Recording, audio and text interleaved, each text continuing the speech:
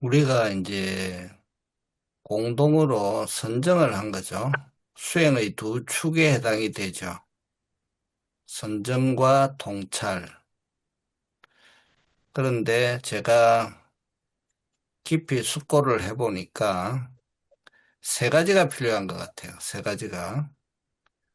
선정 수행도 하셔야 되고, 통찰 수행도 하셔야 되고, 그리고 필요한 것이 법에 대한 바른 이해가 필요하다는 생각입니다. 그래서 교학적으로 논술적으로 연구할 필요는 우리는 없다. 불교 학자들이나 또 그러한 것을 흥미를 가지고 연구하시는 분들은 하시겠지만 수행하는 입장에서는 그 수행에 필요한 충분한 이해를 할 수 있는 정도의 법에 대한 이해는 꼭 필요하다. 이런 생각입니다. 그래서 우리가 명상법회 때마다 이렇게 한번 해보도록 하겠습니다. 결국은 사성제와 팔정도 얘기입니다. 제가 우선 쭉 말씀을 드릴게요. 맨 처음은 이런 질문에서 시작을 하죠. 우리는 왜 불교 수행을 하는가? 지금 귀한 시간에 이렇게 모여서 수행을 할 때는 다 이유가 있지 않겠습니까? 뭐 거기에 대한 답변은 여러 가지로 있겠지만 일반적으로는 우리가 행복해지고 싶어서 한다. 이렇게 얘기를 하죠. 한자말로 쓰면은 이고등락입니다. 고통을 벗어나고 행복함을 찾는다. 즉, 다른 말로 하자면은 괴로움에서 벗어나고 싶다는 거죠. 괴로움에서 벗어나서 이 괴로움의 문제를 해결을 하려고. 그래서 이 괴로움이 거듭거듭 연속되는 것을 이번 생에서 끊어버리고자 하는 이제 수행의 목표를 가지게 됩니다. 그리고 이것이 부처님께서 출가를 하신 이유죠. 부처님께서 그 왕궁을 버리시고 그 지위를 버리시고 왜 출가하셨느냐? 이 괴로움을 해결하려고. 이 점이 바로 불교의 출발점이다. 그래서 불교의 출발점은 이 범부의 삶이 괴로움으로 가득 차 있다고 하는 괴로움에 대한 인식이다. 불교의 끝은 괴로움의 소멸이다. 괴로움의 소멸을 우리 불교에서는 해탈과 열반이라고 합니다. 그래서 출발은 괴로움이고 끝은 해탈 열반이다. 이것이 불교다. 부처님께서 다음과 같이 말씀하셨습니다. 나는 이전에도 지금도 괴로움과 괴로움의 소멸을 천명할 뿐이다. 아누따라 경에 나오는 말씀인데 이 경뿐만 아니라 도처에서 부처님께서 이런 말씀을 자주 하셨습니다.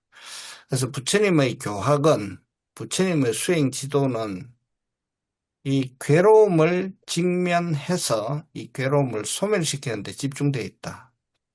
이렇게 정리할 수 있습니다. 그래서 부처님께서는 범부의 삶이 괴로움의 덩어리라는 것을 아시고 이 괴로움의 발생과 소멸의 원리를 밝히시고 괴로움의 소멸에 이르는 구체적인 수행법을 제시하셨으니 이것이 이름하여 사성제다. 그래서 사성제는 부처님 교학의 모든 것이 이 안에 다 들어 있습니다. 그리고 팔정도는 실제 수행자로서 우리가 이것을 이루기 위한 구체적인 방법론, 수행 방법론이 팔정도인데 이것은 사성제의 네 번째 항목, dob성제에 해당이 되죠. 그래서 교학으로서의 사성제는 이 팔정도라는 수행법을 안에 포함하고 있다. 그죠? 근데 팔정도도 보면은 8개 중에 제1번이 정견이거든요. 정견이 사성제에 대한 올바른 이해거든요. 그래서 사성제는 팔정도를 포함하고 있고 팔정도는 사성제를 포함하고 있죠. 그 안에. 그래서 서로가 겹쳐 있는 거다. 이렇게 말씀드릴 수가 있습니다. 그래서 제가 이 말씀드리는 내용은 이 사성제 팔정도에 대한 이해를 높이고 우리가 팔정도를 수행해도 그 팔정도에 대한 이해력이 있어야 돼요.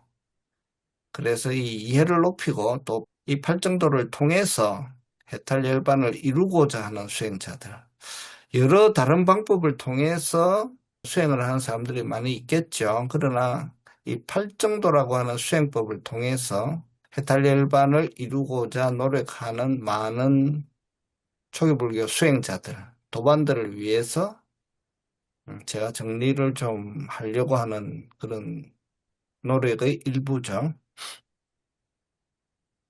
그래서 부처님께서 열반하신 지 벌써 이제 2600년이 지났고, 그래서 지금 이 세상에는 수많은 수행법들이 있고, 그것이 불교라는 이름 하에서 지금 행해지고 있고,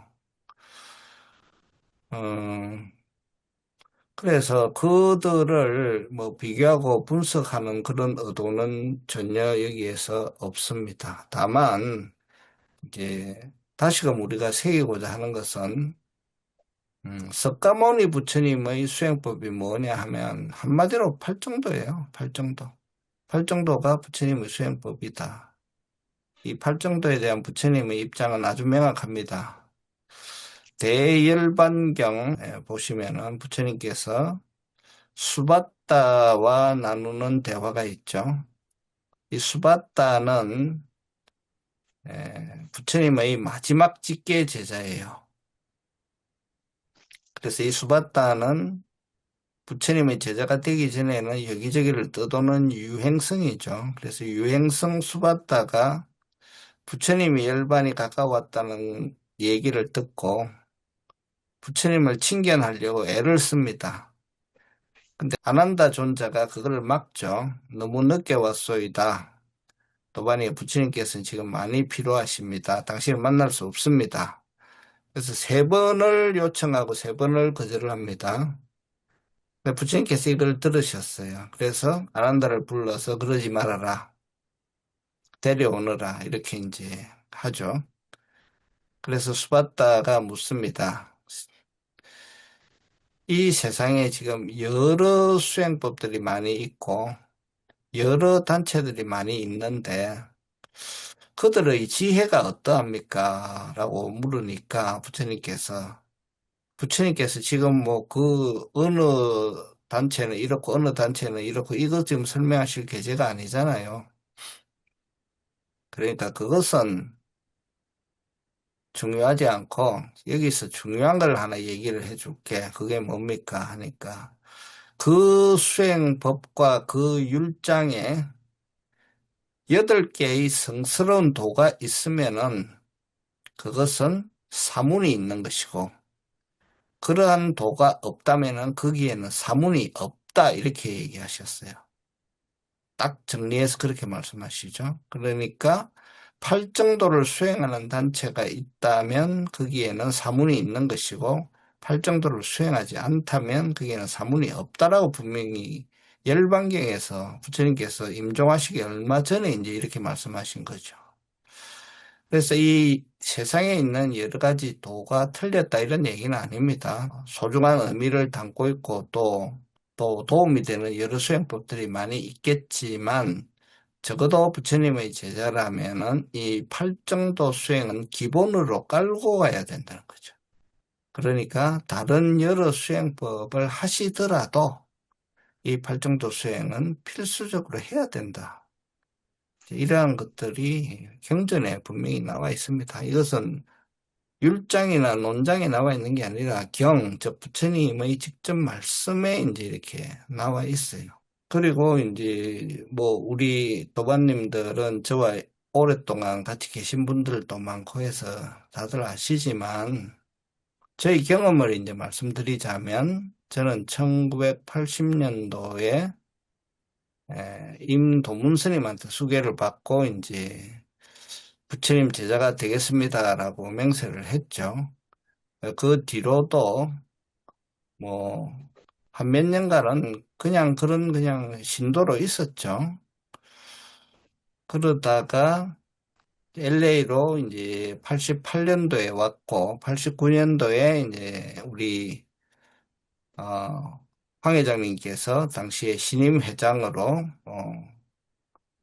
일을 하시던 남가주 불교 청년연합회에서 들어가서 이제 LA에서 불교 활동을 했죠.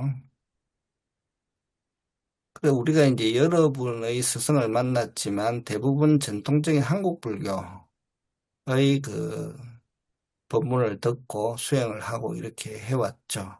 그렇지만 항상 언젠가 기회가 되면 초기 불교, 이 부다께서 직접 가르치신 수행법을 한번 배워보고자 하는 그런 생각은 항상 있었죠. 그러다가 22년도 후반부부터 이제 초기 불교 수행을 했죠. 그래서 24년도 봄에 수행 단계는 제가 다 마쳤습니다.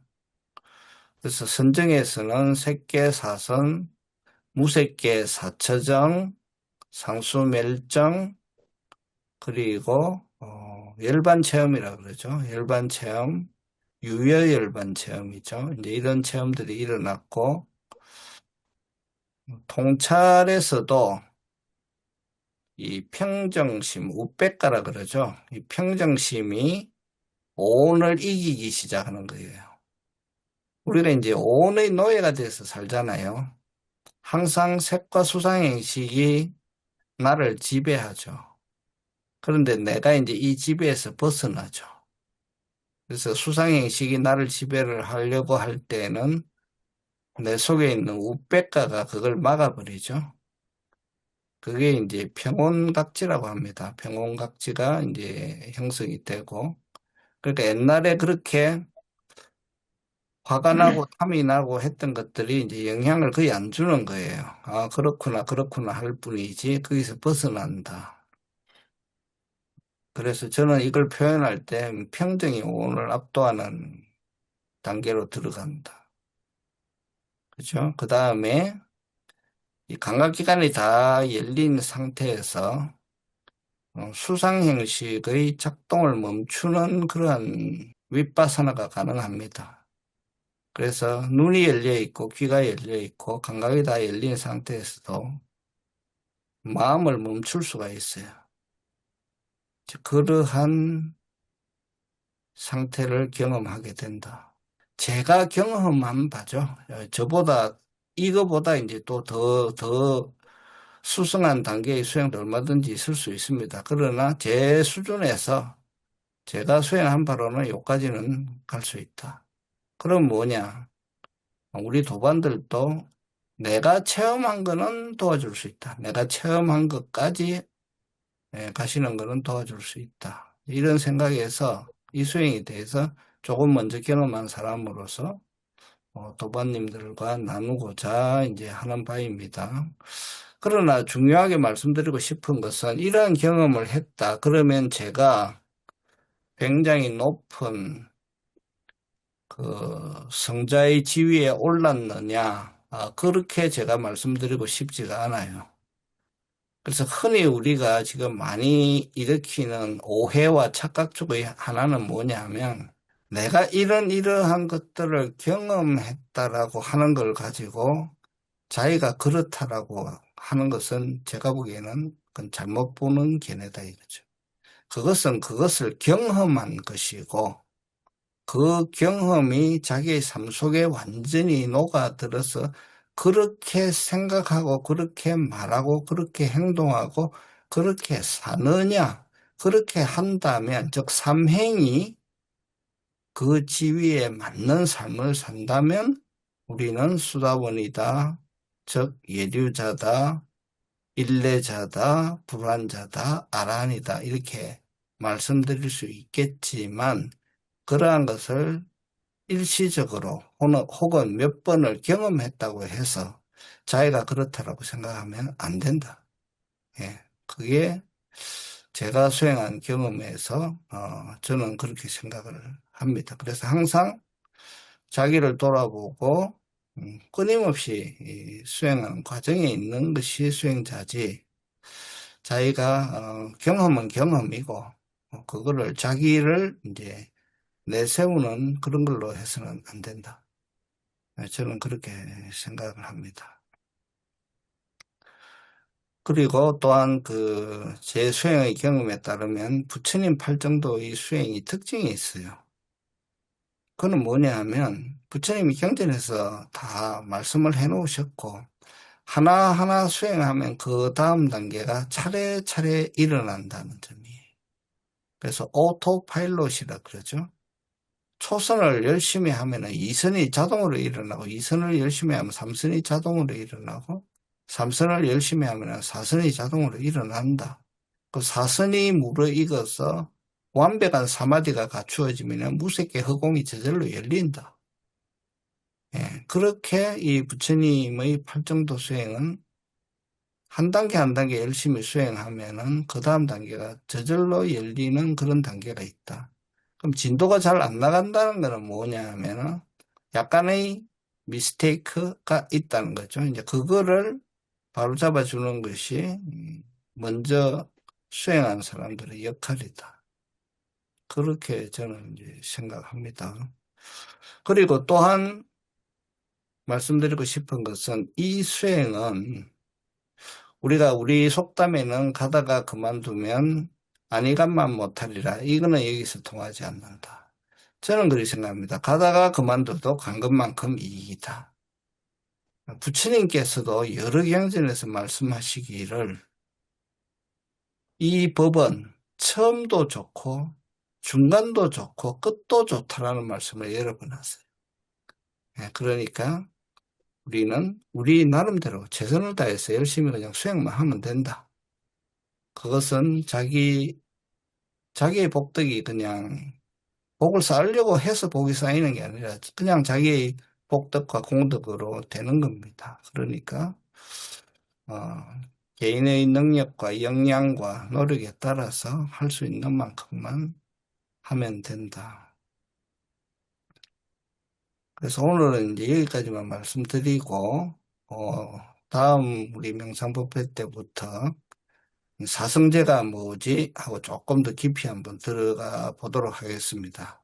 그러면 고성제 얘기가 나올 거고요. 그 다음에 괴로움이 발생 원인과 소멸의 원리를 따지는 게 연기법이에요. 연기법. 그래서 사성제 안에 연기법이 들어있고 팔정도가 다 들어있어요.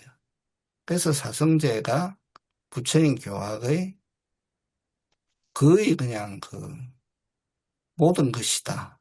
모든 걸 다 포함하고 있다고 해도 과언이 아닙니다. 그래서 우리가 팔정도 수행을 할 때 이 팔정도 수행, 내가 하고 있는 수행의 의미를 분명히 알고 그 과정에서 얻어지는 게 있다면 그 얻어진 것이 과연 나한테 어떤 의미가 있는가, 또 법에서 어떤 부분을 내가 얻었다고 하는 것인가,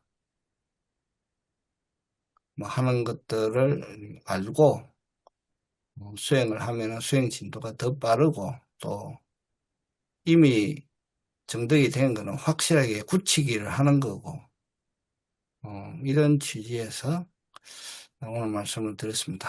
제가 드리는 말씀은 이것으로 하겠습니다.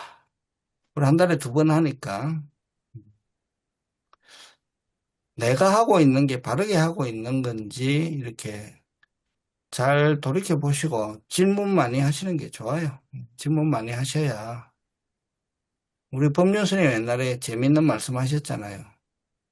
많이 열심히 하는 사람은 큰 그릇 들고 비를 받으려고 뛰어다니고, 수행 작게 하는 사람은 작은 종지 들고 비를 받으러 막 뛰어다니는데, 종지 거꾸로 들고 뛰어다니면 굉장히 열심히 뛰어다니는데 빗물을 한 방울도 못 받는다.